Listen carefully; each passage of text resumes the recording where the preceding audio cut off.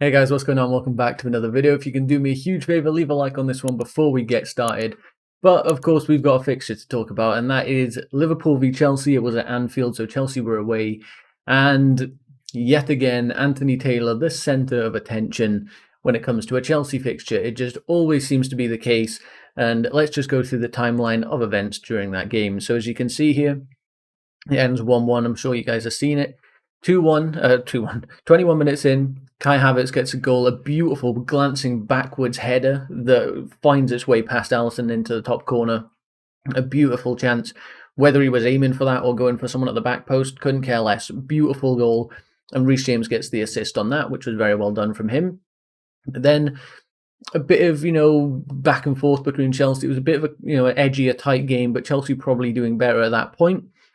Reece James, 45 minutes in, just before half-time, gets a red card. Now, I do think that, as harsh as it is, I think, Reece James is lunging that way. Anyone who's played any sport, but I guess football specifically, will know it's so difficult to, your limbs move with you, it's natural.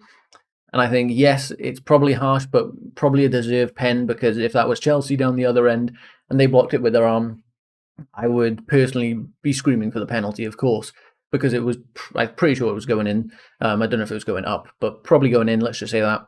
And probably a deserved pen, but to give the red card on an accidental handball as well, it seems ridiculous. Now, people are saying it's in the rule book that for a deliberate blocking of a goal-scoring opportunity, that it's a pen and a red card. The fact that he deduced that that was deliberate from walking up to that VAR monitor, and literally he walks up to it, looks at it, leaves. A second, maybe two if you're being generous. He looks at a freeze frame, not the video, he looks at a freeze frame of it touching his arm, and he makes his decision. So Mohamed Salah converts the penalty. Of course, you expect that. It's Mo Salah, he scores penalties. And then there's instance with, it's turned into a little bit of a scrap. Rudiger gets a yellow card, Mendy gets a yellow card.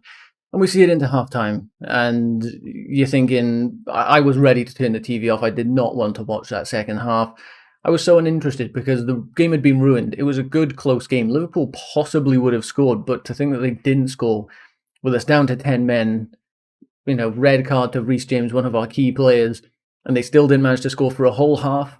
That Chelsea defence did amazing. Everyone dug deep, really put in a lot of effort. I'm sure we'll have a few tired players. Let alone the fact, just to go back on the red card incident, that they started off the game very physical. We had Jorginho going down with an injury. Kante came off with an injury. And there was no yellow card shown to Fabinho, to any of their players who were fouling us left, right and centre. Anthony Taylor, I swear, if he refs another Chelsea game, there needs to be something done. Like, we can't have these refs that continually make bad decisions. If you haven't seen the threads on Twitter of all the bad decisions that he's made, the one against Arsenal, the handball, the Maguire kick against Batshuayi in the groin, like so many decisions where he goes against a Son in the Tottenham fixture. There's too many to name, and it's just disappointing. But so much credit needs to be given for the rest of this game. Look, nothing happens. It's just substitutions, and Chelsea did really, really well to get a point out of that. Now, coming into this game, if you told me we're getting a point out of it, I might have been like, you know what, away at Liverpool, maybe I take that before the game, but we're certainly capable of going out there getting a win, so, would have been a bit disappointed. And to see us 1-0 up, and for that to happen just before halftime, was bitterly, bitterly disappointing. But coming out of there with a point, you've got to see it as a good result in the end. Going through the player ratings, Mendy with a 7.6, probably deserved higher, saved a lot of long shots. That's all Liverpool really had. Was long shots and little bits here and there and half chances, nothing major through that second half, and Mendy dealt with everything comfortably. The backline, Aspi, Christensen, Rudiger, ratings for Christensen and Rudiger seem low because I think they did brilliantly. Aspi did good as well on a 7.6.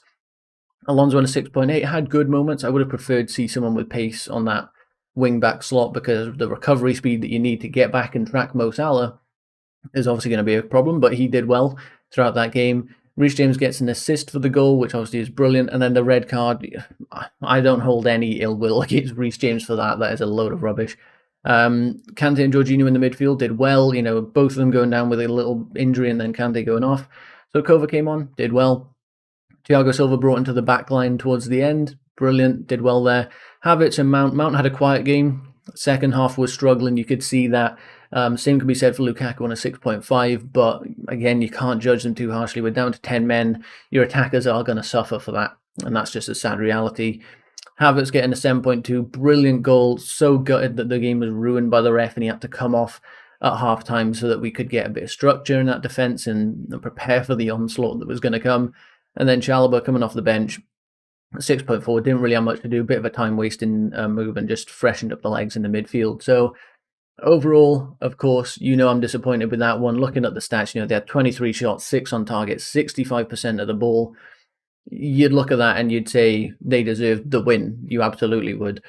But when you consider the context of the game, it's obviously a different story and very disappointing. We didn't get to see, everyone was hyping up the Lukaku versus Van Dijk. That battle, we got to see around one half of that, like 40-something minutes of that.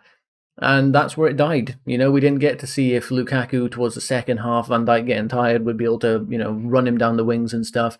Lukaku did really well to spin, like Joel Matip a couple of times, did drop Van Dijk once or so that, that big battle that everyone bigged up, of course, got deaded out by Anthony Taylor.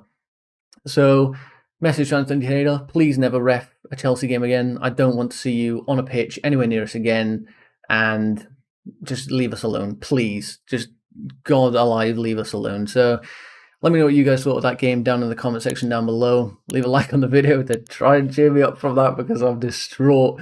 But I'll see you guys on the next video. Goodbye.